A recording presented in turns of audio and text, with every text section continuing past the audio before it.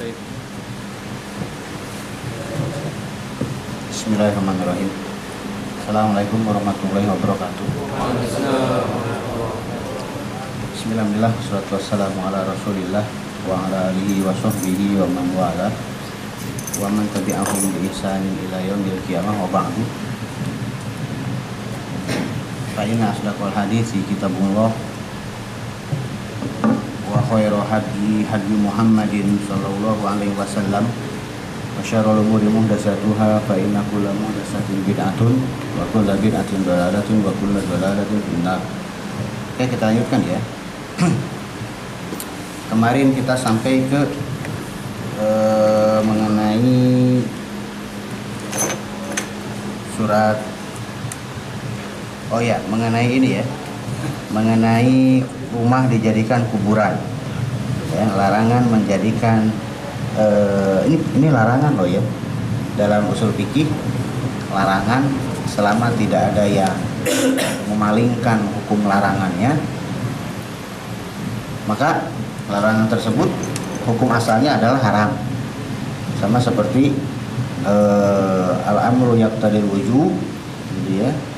Perintah itu konsekuensinya adalah wajib, maka larangan juga konsekuensinya adalah istilahnya itu kebalikannya.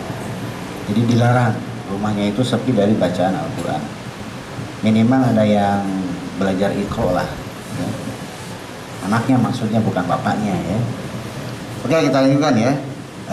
Berikutnya masih mengenai yang lainnya ya. Sekarang kita keutamaan mengenai ayat kursi. Dari Ubay bin Ka'ab radhiyallahu anhu, beliau berkata, bersabda Nabi sallallahu alaihi wasallam, "Ya Abul Munzir, wahai Abu Munzir." Kunyahnya ya, panggilannya. Karena Ubay bin Ka'ab punya anak namanya Al-Munzir, maka dia dipanggil Abu Munzir. Kalau punya anak namanya Yasmin, Abu Yasmin. Gampang ya. Gitu. Kemudian Rasul mengatakan, "Atadri ayu ayatin min kitabillahi ma'aka a'zamu?" Wahai Abu Munzir, kamu tahu tidak ayat yang paling agung? Kalau kemarin surat yang paling agung ya. Kalau kemarin surat yang paling agung, surat apa kemarin? Surat Al-Fatihah. Ya, itu yang paling agung. Nah, ini satu ayat yang paling agung, bukan yang paling panjang. Kalau yang paling panjang justru ayat hutang. Ini ayat dain. Menghutang itu urusannya panjang, dijadiin satu ayat. Satu ayat, satu halaman isinya mengenai tata cara berhutang. Tata cara bayar nggak disebutkan di ayat ini ya. Nah, kalau ayat yang paling agung, dia mungkin tidak panjang, tapi dia paling mulia. Kemudian Rasul mengatakan, "Wahai Abu Munzir, kamu tahu tidak ayat yang paling agung yang ada bersama kamu?" Berarti Abu Munzir ini sudah hafal ya. Rasul tahu Abu Munzir ini, Ubay bin Ka'ab ini, karena memang Ubay bin Ka'ab termasuk salah seorang penghafal Al-Quran ya. Rasul tahu hafalan Ubay bin Ka'ab itu sampai mana. Ubay bin Ka'ab ini sudah selesai surat Al-Baqarah. Kemudian Rasul, tapi dia tidak tahu apa yang dia hafal. Nah, kamu tahu tidak, dari ayat yang kamu sudah hafal itu ada ayat yang paling agung. Kemudian Ubay mengatakan, Allahu wa rasuluhu a'lam. Ini kebiasaan para sahabat, selalu mengatakan Allah dan Rasulnya yang lebih tahu. Ya, tidak begini. Ubay, kamu tahu ayat yang paling agung? Tunggu Rasulullah, kayaknya ayat ini salah, kayaknya ayat ini salah juga, tebak-tebakan jadinya ya. Enggak, tapi para sahabat tahu, ini pasti Rasul bakal ngasih ilmu yang baru. Jadi mereka mengatakan Allah wa rasuluhu a'lam. Terkadang untuk hal-hal yang sudah tahu pun mereka mengatakan Allah wa rasuluhu a'lam. Sekarang hari apa? Sekarang bulan apa misalkan. Mereka tahu, misalkan sekarang tuh bulan apa. Tapi mungkin aja Rasul akan mengganti nama bulan ya, dengan nama yang bukan jahiliyah. Makanya ada definisi-definisi baru ya. Nah, mereka tuh nunggu dulu, kalau misalkan Rasul ngasih tahu nama yang baru, itu yang akan dipakai selanjutnya. Kalau sekarang berlaku tidak Allah wa rasuluhu alam, berlaku tidak mengatakan seperti ini? Ya masih berlaku. Jadi Rasul kan sekarang sudah nggak ada. Jadi sekarang kita boleh aja mengatakan menurut saya. Tapi kalau menurut kamu, menurut saya begini. lu gue. Nah sekarang tidak. Sekarang berarti konteksnya adalah kalau misalkan kita ditanya sesuatu yang kita tidak tahu, atau misalkan kita ditanya oleh orang yang lebih tahu dari kita, ya maka kita kan bisa tahu lah ya, mana yang nanya minta jawaban, mana yang nanya ngetes, mana yang nanya menjatuhkan, kita bisa tahu kok. Lihat dari mimik penanya, kondisi dan seterusnya. Kalau misalkan kita tiba-tiba ditanya sama Ustadz Erwandi Tarmizi misalkan, wah jangan sok lebih jago dari Ustadz Erwandi, ya enggak. Beliau tuh masih pasti bakal ingin ngasih ilmu, tapi modelnya itu tanya jawab. Kamu tahu nggak? Walau alam Ustadz, nah Ustadz nanti akan menjelaskan, gitu ya.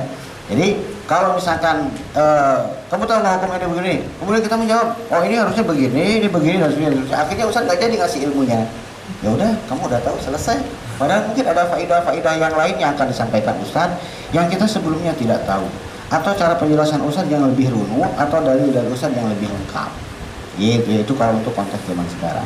Jadi kalau misalkan ditanya sama Ustadz seperti itu, ya kita tunggu dulu nih, apakah Ustadz ngetes atau apa gitu kan.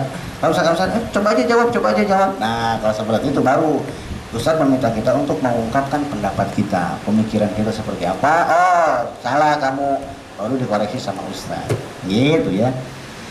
Oke.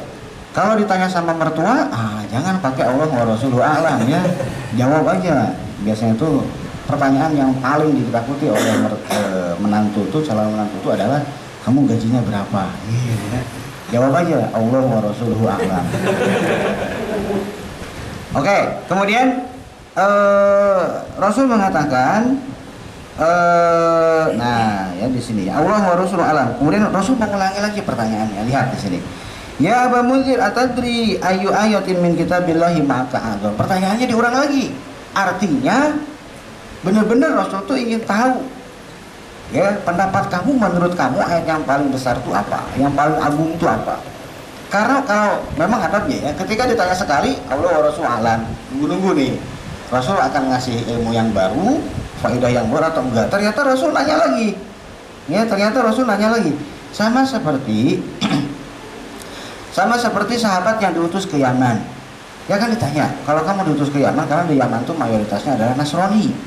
Dari semenjak zaman dahulu, dari semenjak zaman jahiliyah, Abroha itu Nasrani ya, karena dia kan wakil gubernur dari kerajaan Najasyi atau Ethiopia, itu Nasrani dari dulu. Nah salah satu gubernurnya adalah Abroha, memang Nasrani dari Yaman itu ya. Nah ketika Rasul menjurus salah seorang sahabat yang untuk ke Yaman, mayoritasnya adalah Nasrani, kamu akan berhukum dengan apa? Dengan Al-Quran. Kalau tidak ada di Al-Quran, ya saya akan berhukum dengan sunnah Rasulullah. Kalau tidak ada sunnah Rasulullah, saya akan berijtihad. Gitu. Rasul nanya, ingin tahu pendapatnya dia seperti apa.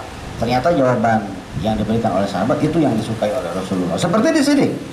Kemudian karena Rasul mengulang pertanyaannya, kultu, saya mengatakan, yaitu Ubay bin Ka'ab mengatakan, berdasarkan ternyata memang dari beberapa orang sahabat itu diberikan keistimewaan firasat yang sesuai dengan risalah kenabian.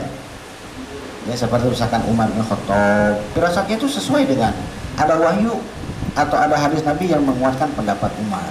Seperti halnya di sini, Ubay bin Ka'ab mengatakan bahwasanya ayat yang paling agung yang ada di dalam Al-Quran, Ubay bin Ka'ab mengatakan Allahu la ilaha illa huwal hayyul qayyum, yaitu ayat kursi ya.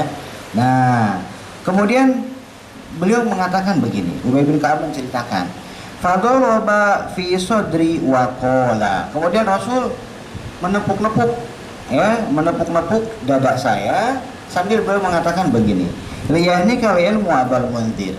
Mudah-mudahan ilmu yang kamu tahu tersebut membuat kamu bermanfaat bagi kamu, membuat kamu istilahnya itu jadi tenang, membuat kamu misalkan istilahnya itu jadi dikenal oleh orang, jadi ahli ilmu ya. Dan memang seperti itu. Itu semacam pujian tapi juga semacam doa. Makanya kan ke belakangnya ke sini Ubay bin Ka'ab kan termasuk rujukan dalam masalah tafsir. Gitu ya. Jadi Rasul menyetujui jawaban Ubay bin Ka'ab. Maka kalau misalkan salah seorang di antara kita ditanya, misalkan ada pertanyaan kuis, misalkan Ustaz udah ngasih materi, kemudian beliau melemparkan kuis, gitu ya, Kemudian ini kayaknya nih nanyanya bukan ini nih, kayaknya mau ngasih faedah. Itu nanya kuis, ngetes pemahaman kita ya. Nah, kita udah 4 hari nih, harusnya saya tes nih ya. Saya tes nih, lihat wajah-wajah yang kayaknya bisa jawab dan kayaknya nggak bisa jawab ya. Harusnya dites seperti itu. Jangan ditanya, coba jawab. Allah wa rasuluhu a'lam. Enggak ya. Nah, sedikit-sedikit seperti itu ya. Jawab aja. Mungkin saja benar, mungkin saja salah. Nah, ternyata jawaban dari Ubay bin Ka'ab ini ternyata benar, karena itu memang yang ingin disampaikan oleh Rasulullah. Kemudian Rasul setuju, bagus. Gitu ya, kurang lebih seperti itu. Kemudian hadis yang berikutnya masih keutamaan ayat kursi ya, tapi dengan redaksi yang berbeda. Jadi seakan-akan sahabat ini orang per orang itu dikasih kejadian-kejadian yang menampakkan keutamaan surat ayat kursi ini ya, yang menampakkan keutamaan ayat kursi ini. Tadi Ubay bin Ka'ab, sekarang kejadiannya itu menimpa Abu Hurairah. Sekarang menimpa Abu Hurairah. Kisahnya seperti apa kita lihat itu. Dari Abu Hurairah radhiyallahu anhu, beliau berkata, "Wa kanani Rasulullah sallallahu alaihi wasallam bihib bi zakati Ramadan." Rasul sallallahu alaihi wasallam mengamanahi saya, mewakilkan saya, menjadikan saya sebagai wakil untuk mengawasi zakat Ramadan. Zakat fitri maksudnya ya. Kemudian fa'atani atin faja'ala yahsu minat ta'ami. Oke, karena memang zakat Ramadan ini ditampung, kemudian ta'am, ya, kemudian dia mengambil dari ta'am makanan, karena memang ditampung berupa makanan, disimpan di bukit. Pada waktu malam hari ada orang yang datang, kemudian si orang yang datang ini ya ujuk-ujuk begini, ngambil makanan dengan dua tangannya setangkup begini ya. Makanan yang bisa ditangkap begini apa? Bisa beras, zaman Rasulullah belum beras ya, gandum, bisa kurma, gitu kan, diambil. Kemudian fa'akhadtuhu fakultu, kemudian pas begitu ketahuan, ini ada yang nyolong nih. Saya pegang gitu kan, kata Abu Hurairah tuh saya pegang, saya ambil tempuknya. Kemudian dia mengatakan begini, la arfa'annaka ila Rasulillah sallallahu alaihi wasallam. Saya bawa kamu ke Rasulullah sallallahu alaihi wasallam. Saya angkat kasus kamu ke Rasulullah SAW. Gitu ya. Kemudian si yang ngambil tadi mengatakan begini, ini muhtaj, saya butuh banget, saya kedesak. Gitu ya. Wa alayya iyalun wa bihajatun syadidatun. Saya butuh banget, saya punya keluarga, kemudian kita punya kebutuhan, mepet, sembako naik, daging masih 130.000 gitu kan, kita nggak bisa dasarnya, bla bla bla bla, banyak alasannya ya. Kalau masalah alasan orang Indonesia pinter ya. Nah kemudian Abu Hurairah tuh terpengaruh ya, siapa sih nggak kasihan gitu kan. Lagi mungkin di logika Abu Hurairah, ini kan malam, Rasul nggak tahu gitu kan. Kalau saya nggak bilang, Rasul pasti nggak tahu. Terusnya dia cuma ngambil cuma setangkup, kayaknya nggak bakal sedikit, nggak apa-apa lah gitu kan. Oke, akhirnya kata Abu Hurairah itu udah saya biarkan aja dia, gitu ya. Fa'asbahtu faqala Rasulullah sallallahu alaihi wasallam. Tatkala masuk waktu subuh, disangkanya Rasul nggak tahu. Ya Rasul tuh punya malaikat yang ngasih tahu ya. Rasul berkata begini, ya Abu Hurairah, wahai Abu Hurairah, ma fa'ala asirukal bariha. Apa yang dilakukan oleh tawananmu tadi malam? Pucat dia. Dikirain kan tahu gitu kan. Padahal saya sudah udah sembunyi-sembunyi. Saya nggak pasang status saya nemuin maling, enggak. Ya. Kalau kita kan, gue udah nangkep maling gitu kan. Temannya maling baca dibebasin sama temannya gitu kan. Ya kalau Abu itu udah diem ya. Tapi Rasul tahu. Ditanya, Abu Hurairah, apa yang dilakukan oleh tawananmu tadi malam? Ketahuan, diwawancara nih, bakal dimarahin gitu ya. Kalau ada opsi bisa berbohong nggak bakal bisa berbohong. Ya Rasul aja nanya udah tahu gitu kan. Kalau berbohong bisa tambah parah. Akhirnya mau tidak mau harus jujur. Kemudian Abu Hurairah mengatakan, wahai Rasulullah, syaka hajatan wa iyalan farahimtuhu faqallaitu sabilahu. Wahai Rasulullah, dia mengeluhkan ya kebutuhan yang banyak, sangat mendesak. Dia juga mengeluhkan punya keluarga yang harus dia tanggung. Maka saya mengasihani dia. Farohimtuhu, saya mengasihani dia, kemudian saya biarkan dia pergi, gitu ya. Faqallaitu sabilahu, saya memberikan jalannya untuk pergi. Kemudian Rasul mengatakan begini, amma innahu qad kadzabaka wa saya'ud. Ketahuilah sesungguhnya dia itu bohong. Nah, dia bakal balik lagi malam ini. Gitu ya. Rasul kalau udah tahu ya, memang Rasul pakai wahyu lah ya. Kemudian dia nggak percaya, masa sih balik lagi gitu ya? Masa sih Rasul mengatakan dia bakal balik lagi? Masa Rasul bisa tahu kalau dia itu bohong? Gitu ya. Nah, kemudian pas malamnya, fa'araftu annahu sayaudu liqaulihi Rasulillah sallallahu alaihi wasallam. Maka saya tahu kalau dia tuh akan kembali berdasarkan perkataan Rasul sallallahu alaihi wasallam. Farasodtuhu. Nah, kemudian saya mengawasinya. Kalau kemarin ketemu karena nggak sengaja. Kalau sekarang ditungguin, diawasin nih. Saya dilihat sudutnya nih, mana nih, gitu kan. Kemudian faja ayathu minat ta'ami. Kemudian dia ngambil lagi. Ketangkep dia, gitu kan. Nah, kemudian dipegang lagi sama Abu Hurairah. Kemudian Allah mengatakan hal yang sama malam sebelumnya. Saya bawa la arfa'annaka, itu taukidnya ada dua. Gue bawa lu benar-benar ke Rasulullah, gitu ya. Kemudian dia mengatakan begini, dakni fa inni muhtajun. Tinggalkan saya, biarkan saya. Sesungguhnya saya punya kebutuhan, gitu ya. La a'ud, ya. Ada janji tambahan dia, gitu ya. Saya nggak bakal kembali lagi. Saya punya kebutuhan, saya nggak bakal kembali lagi. Kalau sudah kayak gitu, kayak kita, wah dia sudah berjanji nggak bakal kembali lagi, ya nggak? Gitu. Abu Hurairah kejebak Batman, gitu.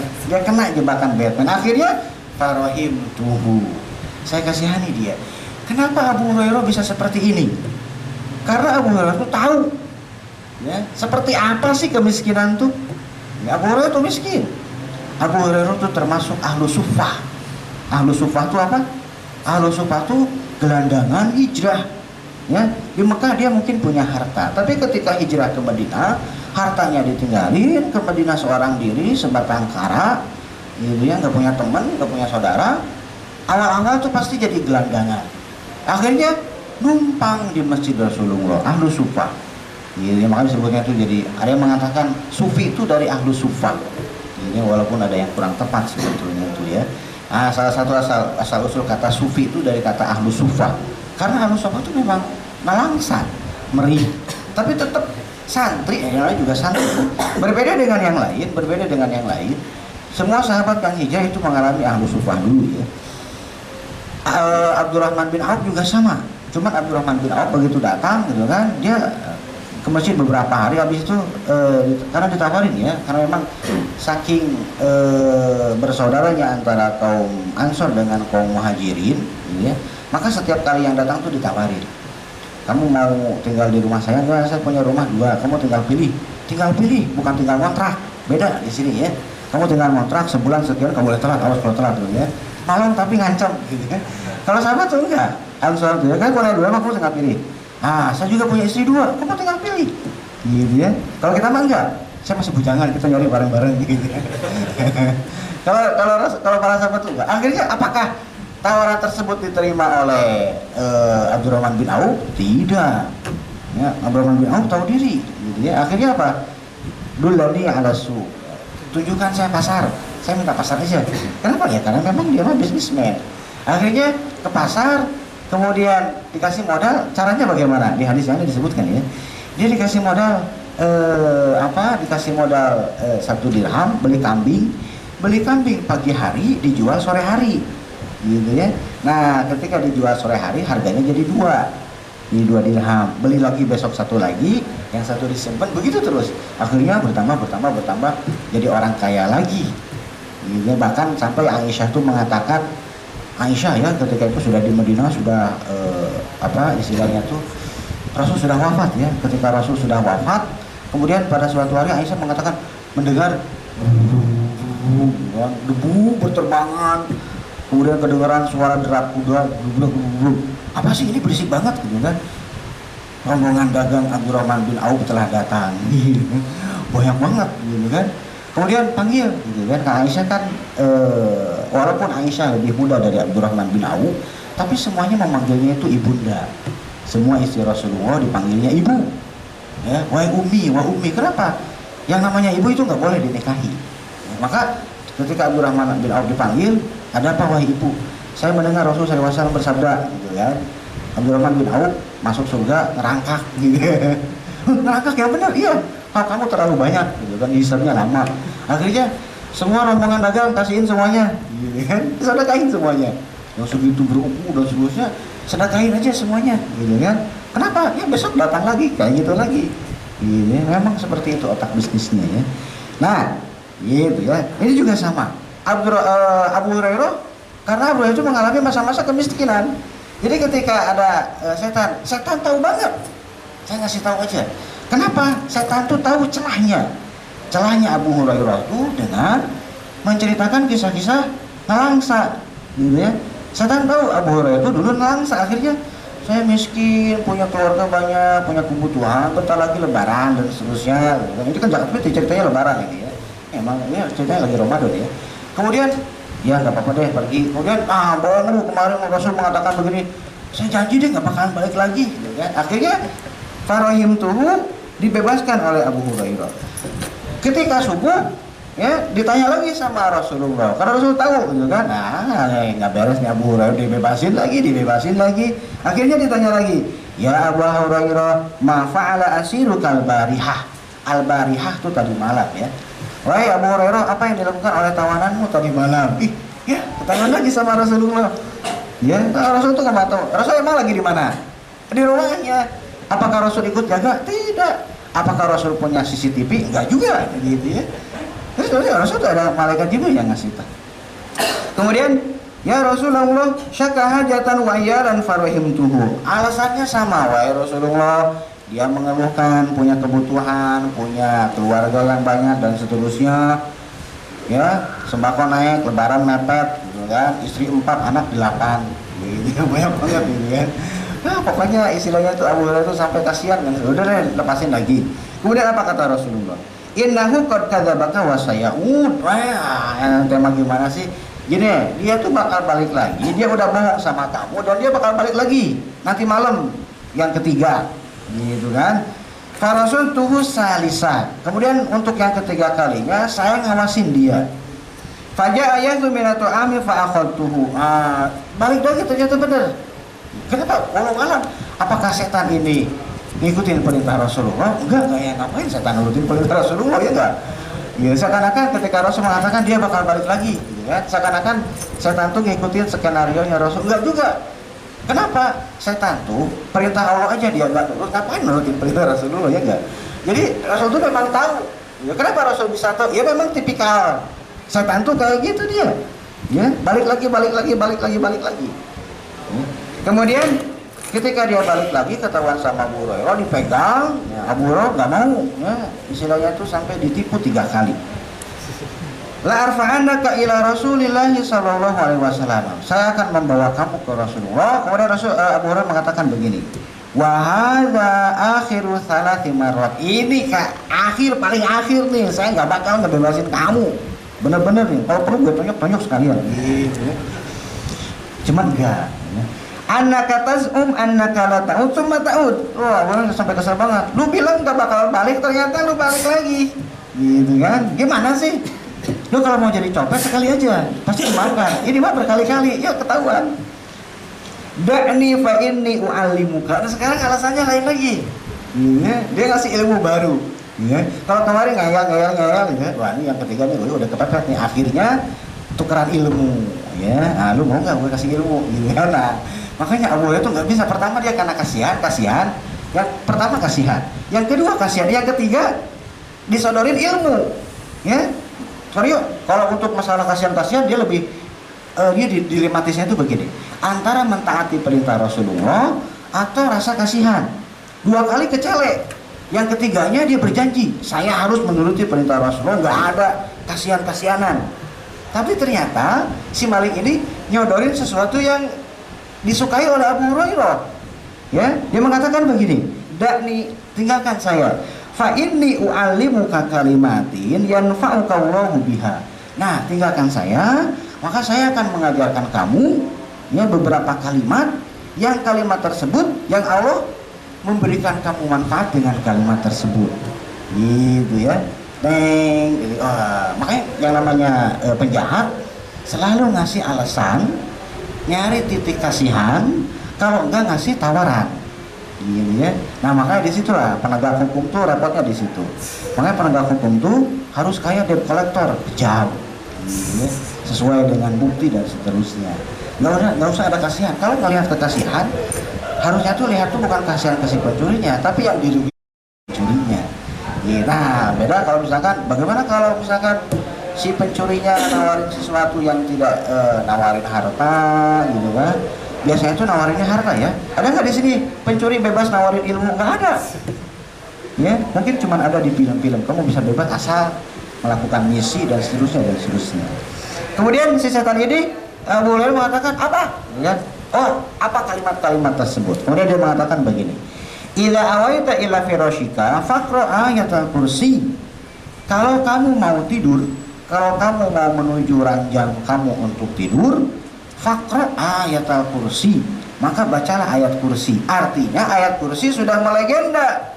Para sahabat sudah tahu ayat kursi. Karena di dalam tersebut ada wasi'a kursiyyuhus samawati wal ard. Ya, ada ayat kursi, maka ayat kursi gitu kan. Kemudian fa innahu lan yazala 'alaika minallahi hafizun. Karena sesungguhnya ayat kursi tersebut senantiasa dari ayat kursi tersebut Allah menjadikan penjaga atas kamu ya, berdasarkan ayat kursi yang tadi. Wala yaqrubuka syaitonun hatta tusbiha. Nah, kalau kamu baca ayat kursi, Allah akan menjaga kamu, kemudian setan tidak akan mendekati kamu sampai subuh. Abu Hurairah nggak tahu kalau ini ngomong tuh setan juga gitu ya. Disangkanya tuh orang fakir. Namanya juga Abu Hurairah begini. Saya ngasih tahu ya. Bagaimana sih semangatnya Abu Hurairah terhadap ilmu? Bahkan ilmu dari pencuri pun dia ambil. Apalagi ilmu dari Rasulullah. Apalagi ilmu dari Abu Bakar. Ilmu dari setan pun, ya dia nggak tahu kalau dia itu setan ya. Kalau dia tahu mungkin udah digubukin. Dia tahu itu tuh pencuri. Ilmu dari pencuri pun dia ambil. Kenapa? Abu Hurairah itu semangat belajarnya itu sangat tinggi sekali. Umar bin Khattab aja kalah semangat belajarnya. Yang membedakan antara Abu Hurairah dengan Abu Bakar temenan dengan Rasulullah itu dari kecil. Rasulullah dengan Abu Bakar itu beda 2 tahun. Ya. Rasul 2 tahun, Abu Bakar baru lahir. Rasul 10 tahun, Abu Bakar 8 tahun. Emang best friend dari kecil. Abu Hurairah bersama dengan Rasulullah ya cuma 2 tahun. Bareng dengan Rasulullahnya cuma 2 tahun, sebentar aja. Tapi kalau kita belajar ilmu hadis, sahabat yang paling banyak meriwayatkan hadis adalah Abu Hurairah, bukan Abu Bakar, best friend Rasulullah dari kecil, bukan Aisyah, istri Rasulullah yang paling muda, bukan juga Ibnu Umar, bukan juga Ibnu Abbas, tapi Abu Hurairah. Kenapa? Karena ketika Umar bin Khattab di Sahih Bukhari itu kan, bahkan Imam Bukhari itu sampai bikin satu bab khusus, bab tana'ub fitolabil ilmi, bab mewakilkan dalam mencari ilmu. Ceritanya Umar bin Khattab sama tetangganya sip-sipan. Hari ini saya mau ke pasar, kamu ke majelis. Oke, siap. Kemudian besoknya saya ke majelis, lu yang ke pasar. Giliran. Umar bin Khattab tuh sampai seperti itu. Ke majelis ilmunya tuh giliran, sip-sipan sama tetangganya. Tapi Abu Hurairah enggak. Abu Hurairah tuh enggak sip-sipan, nempel terus. Mulai dari Rasulullah bangun sampai Rasulullah tidur lagi, nempel terus kayak perangkap. Rasulullah keluar sediain sendal, ikutin di belakang, seterusnya selama 2 tahun full sampai Rasulullah meninggal. Makanya paling banyak riwayatnya. Nah, ilmu yang seperti itu, nyari ilmu yang seperti itu, bahkan dari setan pun dia bakal ngambil. Dan ini memang berdasarkan hadis riwayat Rasulullah. Rasulullah kan mengatakan di hadis riwayat At-Tirmidzi kalau tidak salah, al-hikmatu dhalatul mu'min fahaitsu ma wajadaha fa huwa ahaqqu biha. Yang namanya hikmah atau ilmu itu haknya orang mukmin, orang Islam. Di mana saja dia menemukan ilmu tersebut, dia lebih berhak dengan ilmu tersebut. Kalau ilmu tersebut bahkan kalau ilmu tersebut datang dari maling, ambil aja. Bahkan kalau ilmu tersebut datang dari orang kafir, selama itu bermanfaat untuk dunianya dan agamanya, ambil saja. Ya, jadi jangan saya dengan Ustaz Anu bukan Ustaz saya, nggak diambil ilmunya. Nggak ada kayak gitu ya, menyelisihi perintah Rasulullah. Gitu ya. Kemudian setelah dikasih tahu jurus ayat kursi, gitu ya. Kemudian dibebaskan. Nah, ketika waktu pagi, ya berkata Rasulullah SAW, apa yang dilakukan oleh tawananmu tadi malam? Nah, dia bisa ngasih argumen. Ya. Qultu ya Rasulullah, za'ama annahu yu'allimuni kalimatin yanfa'uni biha Allah. Wahai Rasulullah, dia mengaku bahwasanya dia telah mengajari saya beberapa ilmu, beberapa kalimat yang Allah memberikan manfaat dengan kalimat-kalimat tersebut. Ya, nah karena dia sudah mengajarkan saya, maka saya membebaskan dia. Kemudian Rasul mengatakan, mahia, apa itu coba, gitu kan? Kemudian qalali, Abu Hurairah mengatakan, dia berkata kepada saya, jika kamu mau tidur, ya, menuju ranjang kamu, maka kamu bacalah ayat kursi dari awal sampai akhir ayat kursi, yaitu ayat Allahu la ilaha illa huwal hayyul qayyum sampai akhir. Kemudian si pencuri tadi juga berkata kepada saya begini, la yazalu 'alaika minallahi hafizun, senantiasa ada penjaga atas kamu dari Allah. Ya, mungkin Allah sendiri, mungkin Allah mengutus malaikat untuk menjaga dia berdasarkan ayat kursi yang tadi. Kemudian walan yaqrabaka syaitonun hatta tusbiha. Kemudian dia juga mengatakan kalau saya baca ayat kursi nggak ada setan yang akan mendekati saya sampai subuh. Gitu ya. Kemudian faqala Nabi sallallahu alaihi wasallam, Nabi mengatakan begini, amma innahu qad sadaqaka wa huwa kadzub. Nah, ya sesungguhnya kali ini dia benar. 2 malam yang lalu dia bohong. Gitu ya, tapi kali ini dia benar. Masalah ayat kursi, ya ayat kursi kalau kita baca ayat kursi kita akan dijaga sampai subuh. Kalau baca ayat kursi kita akan dijauhkan dari setan. Nah, kalau yang kayak gini dia benar. Ya. Qad sadaqaka wa huwa kadzub. Kadzub bukan kadzib. Kalau kadzib pembohong, kalau kadzub sangat pembohong. Ya, doyannya kalau ada KTP pekerjaannya memang pembohong. Ya, dia kadzub sangat pembohong, sering banget pembohongnya. Ta'lamu man tukhatibu mundu salasi ayamin ya Abu Hurairah. Abu Hurairah, lu tahu nggak siapa yang ngajak ngobrol kamu 3 hari berturut-turut, 3 malam berturut-turut? Kemudian Abu Hurairah mengatakan, enggak tahu, gitu kan? Apa kata Rasulullah? Enggak, syaitanun, itu setannya. Gitu ya. Alhamdulillah. Allahumma shayyiban nafi'an. Allahumma barik lana. Oh belum ya. Kalau lihat itu jadi haus. Nah, Rasul mengatakan, nah yang 3 hari datang ke kamu itu tuh setan. Artinya, ya dari perkataan ini kita bisa memahami beberapa faedah. Pertama, setan bisa menyerupai manusia. Setan bisa dipegang oleh manusia, ada bentuk fisiknya. Kali ini setannya ada dalam bentuk fisik, kelihatan sama Abu Hurairah dengan mata manusianya, kepegang oleh tangan Abu Hurairah. Di lain kesempatan, setan kepegang sama Rasulullah, tidak kelihatan sama para sahabat. Ya kan? Pernah kan ketika sholat tiba-tiba Rasul itu kan tangannya kan di sini ya, bukan begini tangannya ya. Sholat Rasul begini ya. Ketika sholat tiba-tiba Rasul itu tangannya begini, mencengkram, kemudian kebawahin gitu kan, berdiri. Nah sahabat kan disangkanya ilmu baru, ngikutin semuanya. Gitu kan, Rasulullah ini ada jurus baru nih, ilmu baru nih kan. Akhirnya semua sahabat begini, gitu kan, semuanya begini, gitu kan, pegang begini aja semuanya, serempak. Karena memang seperti itu, karena waktu itu tuh kan kali aja ada tata cara yang baru, gitu kan. Bahkan ketika Rasul lempar sendal pun semuanya lempar sendal, karena Rasul tahu dikasih tahu sama malaikat Jibril kalau di sendalnya itu ada najis. Maka ketika Rasul sholat sendalnya dilemparin, gitu kan. Nah, mungkin itu rukun yang baru, dilemparin semuanya. Nah maka ketika Rasul megang ini pun gitu kan mengikuti. Pas begitu udah selesai, baru ditanya, wahai Rasulullah, itu tata cara yang baru? Enggak, saya lagi megangin setan. Setan saya pegang, dia mau godain saya, gitu ya. Nah dia mau godain saya pegang lehernya, saya cekik, gitu kan, sampai lidahnya itu terasa di tangan saya. Dinginnya lidah setan tuh terasa, liurnya tuh gitu di sini. Ya, jijik ya, gitu kan. Nah, tapi para sahabat tidak melihat, gitu ya. Mungkin dalam bentuk aslinya, makanya tidak diperlihatkan. Kalau diperlihatkan bubar. Atau bentuknya seperti apa, ngeri, gitu ya. Nah, tapi kali ini diperlihatkannya kepada Abu Hurairah dalam bentuk manusia, tidak dalam bentuk setan yang aslinya. Malaikat juga sama. Terkadang malaikat itu datang seperti hadis Jibril, Ya, malaikat datang, malaikat Jibril datang, pura-pura jadi musafir, nanya kepada Rasul, akhirnya sahabat nggak ada yang tahu. Ya itu tuh malaikat, tapi ya kalau sahabat tahu itu malaikat apa yang akan terjadi? Minta tanda tangan, selfie foto bareng.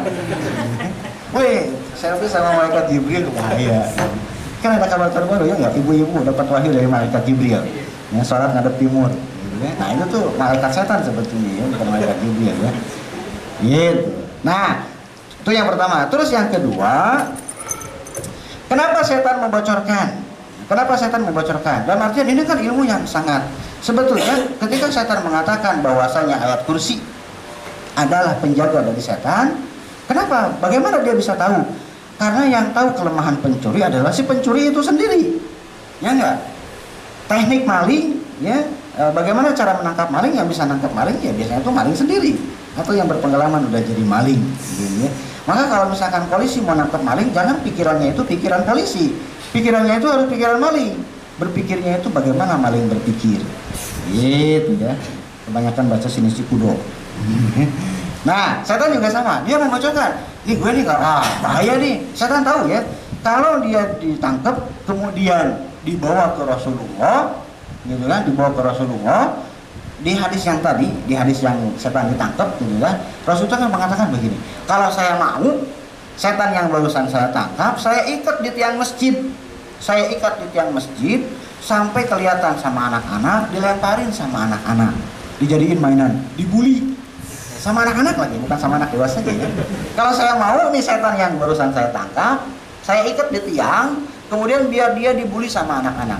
Tapi tidak dilaksanakan oleh Rasulullah. Kenapa? Ada yang tahu? Ada yang tahu?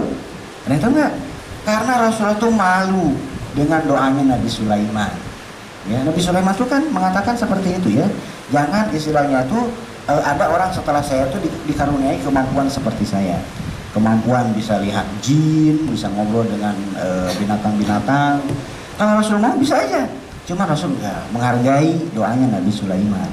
Jadi tidak Rasul, kalau Rasul mau kan, udah gini aja ikut aja, jamaah ini setan, mau ngapain terserah gitu kan. Tapi Rasul enggak. Takutnya nanti akan sama dengan Nabi Sulaiman, bisa menaklukkan jin. Setan kan dari kalangan jin ya enggak, bisa menaklukkan jin dan seterusnya. Nah, si setan yang berurusan dengan Abu Hurairah juga sama. Gue kalau ketahuan sama Rasulullah bahaya, gitu kan. Kalau ketangkap sama Rasulullah urusannya bisa panjang. Dan Rasulullah itu nggak bakal langsung mengintegrasi dia, kamu butuh apa dan enggak, karena Rasul itu tahu dia itu setan.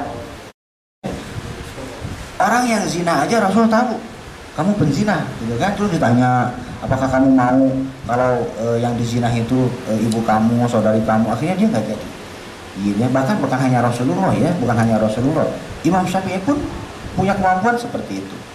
Beberapa orang sahabat punya kemampuan bisa melihat seseorang itu berdosa apa enggak. Ya, kenapa? Ya saking jernihnya hatinya. Jadi kelihatan kalau mata yang lagi berdosa kayaknya gelisah, mimiknya gelisah gitu kan. Dosanya apa dan semua ketahuan. Bukan berarti dapat wahyu, tapi karena memang firasat. Ittaqu firasatal mu'min. Rasul itu mengatakan seperti itu. Takutlah kalian terhadap firasatnya orang mukmin. Orang mukmin itu firasatnya kuat.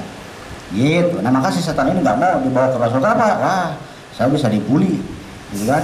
Mulai dari bentuknya manusia, karena setan hukum asal dari setan itu kan bentuknya api, diciptakan dari api kan. Nah ketika dia berubah jadi bentuk manusia, itu tuh kan pasti setidaknya itu kan harus berusaha dulu, ya kan, harus apa dan seterusnya, ngeluarin usaha.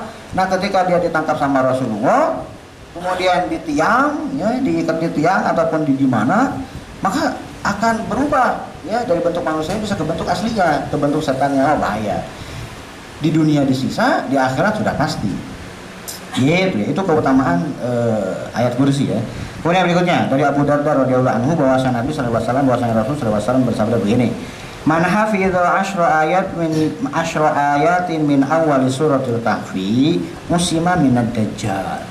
Ya, nah ini keutamaan 10 ayat pertama dari surat Al-Kahfi, gua, mengenai gua. Al-Kahfi itu lubang yang ada di dalam gunung, ya gua. Di dalam riwayat yang lain, min akhiri suratil Kahfi, dari bagian akhir surat Al-Kahfi. 10 ayat pertama atau 10 ayat terakhir dari surat Al-Kahfi. Ya. Keduanya diriwayatkan oleh Imam Muslim. Ya. Kalau yang hari Jumat membaca surat Al-Kahfi pada waktu hari Jumat, itu memang riwayatnya bukan Bukhari dan bukan Imam Muslim ya, riwayatnya memang agak hasan, bahkan sebagian ada yang mendhaifkannya. Tapi itu masih mending lah daripada malam Jumat atau hari Jumat membaca surat Yasin. Hadis-hadis mengenai surat Yasin semuanya bermasalah. Baca tafsir Ibnu Katsir yang ada di situ. Nah, kenapa hadis riwayat Imam Muslim? Kenapa 10 ayat yang pertama dari surat Al-Kahfi ini bisa menjaga kita? Di sini disebutkan barang siapa yang hafal, ya hafal, dan harus dihafal di luar kepala. Alhamdulillahilladzi anzala ala abdihi kitaba wa lam yaj'al lahu iwaja qayyiman liyunzir dan seterusnya sampai 10 ayat. Kalau yang sering kahfian, kalau malam Jumat yang seringnya kahfian bukan yasinan, pasti hafal. Minimal 10 ayat atau 5 ayat pertama lah. Berarti dijaga dari dayanya setengahnya. Nanti hafalnya cuma 5 ayat aja. Nah, kenapa yang hafal 10 ayat surat Al-Kahfi ini bisa dijaga dari Dajjal? Nah, karena dia ceritanya aja mengenai Ashabul Kahfi. Ya, mengenai Ashabul Kahfi, 7 orang pemuda ya, yang mempertahankan keimanannya, yang lebih memilih mengungsi, yang lebih memilih keluar dari kerajaannya. Karena 7 orang pemuda ini sebagian ada anak bangsawan, sebagian anak pejabat, tapi dia nggak mau, tidak mengikuti aturan di negaranya. Akhirnya dia keluar. Yang satu keluar. Akhirnya ke-7 orang ini ketemu di tengah jalan. Ya, asalnya malu-malu gitu kan. Kok ketemu gitu kan. Akhirnya karena sama-sama diem gitu kan, ngumpul di situ semuanya, akhirnya ngobrol. Kok lu di sini? Ya, saya lagi kabur dari rumah gitu kan. Sama, saya juga kabur. Oh, biasa khotbar gitu ya. Setelah itu, sudah malam, kemudian mereka berlindung di duha. Gitu ya. Nah, sudah berlindung di gua, tidur ternyata nggak bangun. Nah, bangun 300 tahun berikutnya. Ada yang mengatakan 307 tahun. Ya, tidur selama 300 tahun. Kita tidur seharian aja kepala pening. Kita tidur seharian aja kepala pening. Kalau Ashabul Kahfi enggak. Kenapa? Itu tadi yang dibahas ya. Ketika karena si guhanya itu tidak menghadap ke barat, tidak menghadap ke timur, tapi menghadap ke utara dan ke selatan ya. Jadi matahari tidak kena langsung. Kalau kena matahari langsung nanti bahaya. Kemudian juga posisi tidurnya dibalik. Karena kalau misalkan manusia posisi tidurnya tetap sama selama bertahun-tahun, kita kalau tidur nyender begini, gitu kan, itu pasti ini tuh sakit, ya kan? Coba bilang 300 tahun posisi tidurnya kayak gitu, pasti akan membusuk organ yang di dalam. Tapi ini enggak, dibulak-balik, dia pas begitu bangun, ya kan? Pas begitu bangun, dia kaget, dia nggak tahu pas begitu bangun tuh kan, dia nggak tahu, dikirain kerajaannya masih sama, ternyata rajanya sudah ganti. Gitu. Nah, maka orang yang hafal 10 ayat pertama surat Al-Kahfi ini, ketika dia berhadapan dengan Dajjal, gitu kan, dia akan refleks nanti membaca surat Al-Kahfi. Gitu. Nah, kenapa? Karena Dajjal itu ujian keimanannya itu lebih dahsyat lagi, lebih dahsyat dari Ashabul Kahfi. Nanti kan akan disuruh, kamu mau milih sungai api atau sungai air? Ketika dia milih, kayaknya lebih cocoknya sungai air nih, adem, maka dia masuk ke neraka sungai api.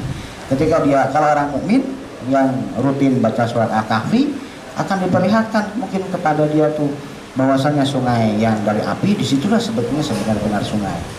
Orang munafik, gitu kan, orang munafik tentu saja akan lebih memilih apa yang tampak di mata dia. Orang mukmin akan memilih apa yang istilahnya tuh yang dia kasih tahu oleh Nabi sebelumnya. Nabi kan ngasih tahu, kalau kamu orang mukmin kalau misalkan disuruh milih sungai api ataupun sungai air, pilih sungai api. Maka semua orang yang beriman kepada Rasulullah akan memilih sungai api. Gitu ya. Itu kalau keutamaan kita menghafal 10 ayat dari surat Al-Kahfi. Kemudian berikutnya dari Ibnu Abbas radhiyallahu anhu, beliau berkata, "Bainama Jibril alaihi salam qa'idun inda Nabi sallallahu alaihi wasallam, sami'a naqidan min fawqihi." Nah, Ibnu Abbas mengatakan begini, tatkala Jibril sedang duduk bersama Rasulullah, ya, mungkin Rasulullah menceritakan ke Ibnu Abbas, yang bukan Ibnu Abbas menyaksikan langsung, karena malaikat Jibril itu tidak bisa menampakkan wujudnya ke sembarang orang. Aisyah pun tidak tahu kalau yang duduk di sebelahnya itu adalah malaikat Jibril. Ketika Rasul mengatakan, "Wahai Aisyah, malaikat Jibril ngasih salam." "Oh, di mana?" "Tuh di sebelah kamu." Aisyah langsung refleks bergeser. Di situ ada malaikat Jibril. Aisyah langsung bergeser. Kenapa? Takutnya bukan mahram, kan? Nggak tahu malaikat Jibril. Istilahnya itu apa? Mungkin karena ketakutan, mungkin karena istilahnya itu menjaga istilah itu muru'ah atau harga diri, maka agak bergeser. Akhirnya Aisyah sendiri nggak ngelihat di situ tuh ada malaikat Jibril. Ibnu Abbas juga mungkin seperti ini. Nah, tatkala malaikat Jibril sedang duduk dengan Rasulullah, tiba-tiba malaikat Jibril mendengar suara dari langit. Nggak tahu seperti apa suaranya, apakah seperti dang, nggak ada yang tahu. Karena memang wahyu yang turun kepada Rasulullah itu punya beberapa bentuk. Kadang bentuknya itu berupa suara lonceng kepada Rasulullah. Tiba-tiba Rasul yang mendengar tentu saja cuma Rasulullah saja ya. Tiba-tiba Rasul di kepalanya itu mendengar suara lonceng, teng, gitu ya. Kemudian tiba Rasul berkeringat, gitu kan, berkeringat, diem sambil berkeringatnya bercucuran. Bahkan pernah kaki Rasulullah itu lagi nyender ke kaki sahabatnya. Lagi kakinya disenderin, gitu kan, lagi apa? Ya, sender kaki Rasulullah disenderkan ke kaki sahabat. Nah, ketika mendapatkan wahyu, sahabat tuh kesakitan. Kaki Rasulullah mendadak jadi berat. Berat secara fisik, bukan secara makna. Berat, neken, gravitasinya meningkat, berat, gitu kan. Kurang lebih seperti itu ya. Nah, ketika Rasul mendapatkan wahyu, setelah selesai, rubuhnya loncengnya selesai, tiba-tiba Rasul mendapatkan wahyu, kemudian Rasul membacakan beberapa ayat. Gitu ya. Nah, malaikat Jibril mendengar suara dari atasnya, kemudian malaikat Jibril melihat ke atas. Gitu ya. Kemudian malaikat Jibril mengatakan begini. Hadza babun minas sama'i futihal yauma. Ini adalah pintu dari langit. Hari ini dibuka. Walam yuftah qattun illal yauma. Tidak pernah dibuka kecuali hari ini aja. Jadi di langit itu ada pintu yang gak pernah dibuka kecuali hari ini. Sebelumnya dari semenjak pintu ini diciptakan gak pernah kebuka. Nah, hari ini kebuka, makanya saya tahu banget suaranya seperti apa gitu kan. Atau pintunya mungkin gede gitu kan. Nah, kebuka sampai malaikat Jibril itu kaget. Sampai ngelihat, oh ya, ada yang pintu yang dibuka. Kemudian fanazala minhu malakun. Kemudian dari pintu tersebut turun malaikat. Faqala, kemudian malaikat Jibril mengatakan begini. Hadza malakun nazala ilal ardi lam yanzil qattun illal yauma. Ini adalah malaikat turun ke bumi. Berarti malaikatnya turun ke hadapan Jibril, turun ke hadapan Rasulullah. Dikenalkan oleh malaikat Jibril kepada Rasulullah. Gitu ya. Nah, ini adalah malaikat. Malaikat ini nggak pernah turun ke dunia sekalipun kecuali hari ini. Malaikat yang lain mungkin sering turun ya, tergantung malaikatnya apakah istilahnya itu ngatur rezeki, sering bolak-balik, ngatur angin, ngatur hujan dan seterusnya. Gitu ya. Fasallama. Kemudian si malaikat tersebut, si malaikat yang baru tadi mengucapkan salam kepada Rasulullah. Waqala, kemudian si malaikat yang baru turun tersebut mengatakan begini. Absyir binuraini utitahuma. Bergembiralah dengan sebuah cahaya, dengan dua buah cahaya, utitahuma, yang kamu wahai Muhammad diberi dua cahaya tersebut. Lam yutahuma nabiyyun qablaka. Nabi sebelum kamu itu enggak diberi dua cahaya ini. Apa? Fatihatul Kitab wa khawatim suratil Baqarah. Yaitu Fatihatul Kitab surat Al-Fatihah dan khawatim surah Al-Baqarah yang kemarin. Amanar Rasulu bima unzila ilaihi dan seterusnya. Yang kemarin kita sebelum tidur ya. Gitu. Nah, berarti di sini nabi yang lain berarti ada beberapa syariat atau wahyu yang di nabi yang lain ada, di zaman Rasulullah ada wahyu baik yang mungkin bentuk kitab Zabur atau Injil sebelum-sebelumnya mungkin berupa surat. Kalau sekarang kan kalau di agama Islam kan, kalau syariat Islam kan wahyu itu kan dibagi menjadi surat-surat gitu kan. Nah, kalau di kitab yang lain mungkin berupa surat-surat juga. Wallahu alam. Ya, atau berupa suhuf-suhuf risalah gitu kan. Nah, nggak pernah ada diberikan kepada umat sebelumnya, yaitu surat Al-Fatihah dengan bagian akhir dari surat Al-Baqarah. Gitu ya. Kemudian lantaqra biharfin minha illa utitaha. Tidaklah kamu membaca satu huruf pun dari dua cahaya tadi kecuali akan diberikan. Karena memang isinya ada doa-doa di situ ya. Gitu. Kemudian bab yang berikutnya, bab disunahkannya berkumpul untuk membaca Al-Quran, tadarus. Ya. Dari Abu Hurairah radhiyallahu anhu, beliau berkata, qala Rasulullah SAW bersabda gini, wa majtama'a qaumun, tidaklah sebuah kaum itu berkumpul fi baitin min buyutillah, di sebuah rumah dari rumah-rumah Allah. Ya, ngapain ngumpul di musola, ngapain ngumpul di masjid? Beberapa orang ini ngapain aja? Ya, seluruh Allah tilawah, ya, kumpul bareng terus tilawah, ya. Nah, kemudian apakah tilawahnya masing-masing? Begitu ya, ada di keterangan berikutnya, ya, yang ulama memahami itu tuh adalah tadarus, baca ngelingker. Kenapa? Karena di situ ada wa yatadarasunahu bainakum, mereka mempelajarinya. Berarti ngumpulnya itu bukan ngumpul baca masing-masing, tidak, ngumpul tapi bikin halakoh, ngelingker, kemudian baca masing-masing giliran. Kamu baca satu lembar, kamu satu lembar, setelah selesai. Ini yang kurang dari tadarus yang ada di masjid-masjid, ya. Ya tadarasunahu bainahum, mempelajari isinya. Gitu ya. Nah, ketika orang-orang ini melakukan dua hal aja, ya, selama di masjid, ya, bagaimana kalau misalkan ngumpul-ngumpulnya itu di rumah? Ya, tadarusnya di rumah, kemudian mempelajari tafsirnya di rumah. Apakah akan mendapatkan balasan seperti di sini? Wallahu alam. Di sini disebutkan di masjid. Di sini disebutkan di masjid, di rumah Allah. Semua tempat yang dikhususkan untuk sholat, masjid, sholat, ya. Bukan basement yang dijadikan tempat sholat, bukan, lain lagi, ya. Nah, apa? Illa nazarat alaihimus sakinah, akan turun kepada mereka sakinah.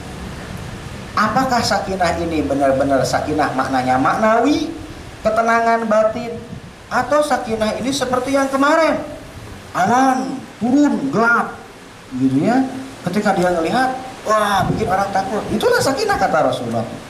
Ya, sakinah adalah untuk orang-orang yang membaca Al-Quran. Kemudian wa ghasyiyatuhumur rahmah, dan kasih sayang Allah akan meliputi mereka.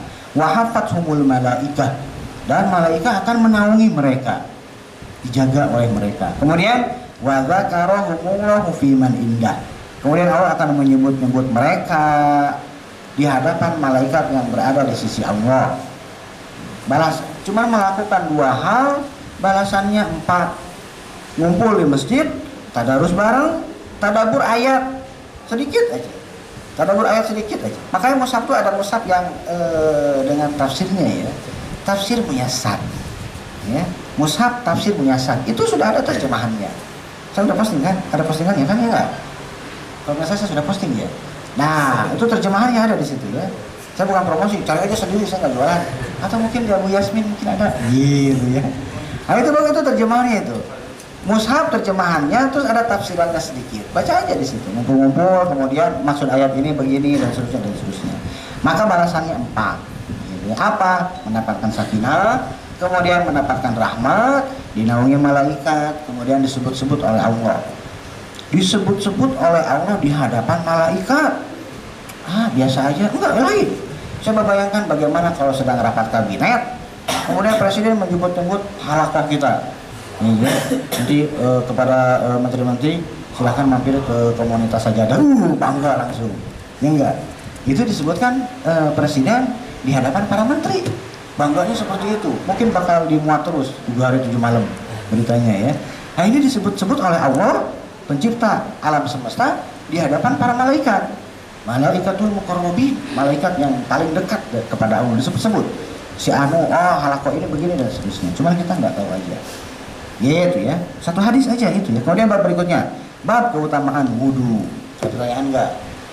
Silakan, masih ada waktu, ya. Teruskan. Ya, silakan. Ada pertanyaan? Oh ya, silakan. Kemarin kan katanya kalau misalnya baca Yasin itu kan sampai baik ke mayit, ya. Terus? Ada nggak riwayat Nabi Muhammad itu akan baca Ibnu Hamzah dan Muslim? Baca apa? Riwayat bacaan Al-Quran masuk ke mayit. Nah, justru di situ tidak ada riwayatnya. Bahkan istilahnya tuh kalau kita melihat ke bukalah misalkan tafsir Ibnu Katsir awal-awal surat Yasin mengenai keutamaan surat Yasin. Di situ disebutkan beberapa riwayat hadis mengenai keutamaan surat Yasin, bahwasanya Yasin itu adalah qalbul Quran, hatinya Al-Quran. Kemudian istilahnya tuh Iqra'u mautakum surat Yasin, baca oleh kalian kepada orang yang meninggal mautakum surat Yasin, surat Yasin. Kemudian di situ riwayatnya ditahqiq tafsir Ibnu Katsir disebutkan riwayatnya bermasalah semua. Bahkan beberapa ulama hadis itu mengatakan tidak ada satupun hadis yang sahih mengenai keutamaan surat Yasin. Jadi yang saya maksud kemarin tuh bukan surat Yasin aja, semuanya. Saya akan mengatakan bacaan Al-Quran, ya, saya lebih memilih pendapat bacaan itu berdasarkan kitab Al-Ahkam Al-Fiqhiyah Al-Muta'alliqah bil Quran, hukum-hukum fikih yang berkaitan dengan Al-Quran. Salah satunya adalah hukum mengenai bacaan Al-Quran sampai apa tidak pahalanya. Tentu saja bukan bacaannya, tapi pahalanya. Kalau bacaannya nggak bakal nyampe karena orang yang sudah meninggal sudah nggak bisa mendengar. Tapi pahalanya, apakah pahala orang yang membaca Al-Quran sampai kepada yang sudah meninggal apa enggak? Jadi saya tidak mengkhususkan Yasin, tapi semuanya. Oke? Nah, kalau ngikutin pendapat saya, bareng sama saya milih pendapat yang saya pilih, yaitu bahwasanya bacaan Al-Quran sampai kepada orang yang sudah meninggal, maka masa cuma Yasin aja gitu. Jadi jangan menjadikan saya milih pendapat bacaan Al-Quran sampai udah bacaan Yasin, enggak. Justru saya tuh jangan Yasin aja, baca seluruh Al-Quran, kemudian hadiahkan. Bagaimana niat hadiahnya? Ya Allah, pahalanya buat ibu saya, selesai. Pakai bahasa Indonesia aja. Bisa bahasa Arab nggak? Enggak kan? Pakai bahasa Indonesia aja gitu. Harus tahu kok bahasanya, niatnya nyampe gitu ya. Seperti itu. Jadi bukan hanya surat Yasin saja. Kalau misalkan surat Yasin tersendiri nyari sepertinya nggak bakal ketemu. Kalau ketemu biasanya itu hadisnya bermasalah. Ini masalah fikih, ngambil silakan, enggak juga nggak masalah. Kalau misalnya kita hadiahkan itu berarti pahalanya karena gua atau pahalanya ke sana semua atau saya nggak kebagian gitu kan? Kalau ke sana, kalau misalkan pahalanya ke sana semua, saya nggak kebagian pahala, ya udah baca lagi buat sendiri, selesai gitu kan? Ya kan? Saya mau baca 1 juz, ini buat ibu saya. Saya nggak kebagian ya, baca lagi 1 juz, ini buat saya gitu ya. Seperti di iklan, ini untuk saya, ini untuk saya semuanya ya. Dulu iklan susu ya enggak? Gitu. Nah, kalau misalkan itu tadi pahalanya nyampe apa enggak gitu kan? Kalau nyampe terus antum nggak kebagian, ya mau tidak mau antum harus baca lagi buat sendiri gitu. Kalau misalkan mungkin pahalanya di copy paste, ya silakan aja gitu kan. Itu perkara gaib ya, saya nggak tahu gitu kan. Perkara gaib pahalanya ya. Saya nggak tahu apakah antum mudah-mudahan masuk ke hadis abdal ala khair kafa'ilihi. Orang yang menunjukkan kebaikan, maka dia seperti orang yang melaksanakan kebaikan tersebut. Pahalanya di copy paste, bukan di move paste, bukan. Jadi copy paste ya. Gitu. Nah, kalau itu berkeyakinan, saya nggak kebagian pahala, ya udah ngaji lagi, bagus kok banyak-banyak ngaji itu. Pertanyaan lagi nggak? Ya.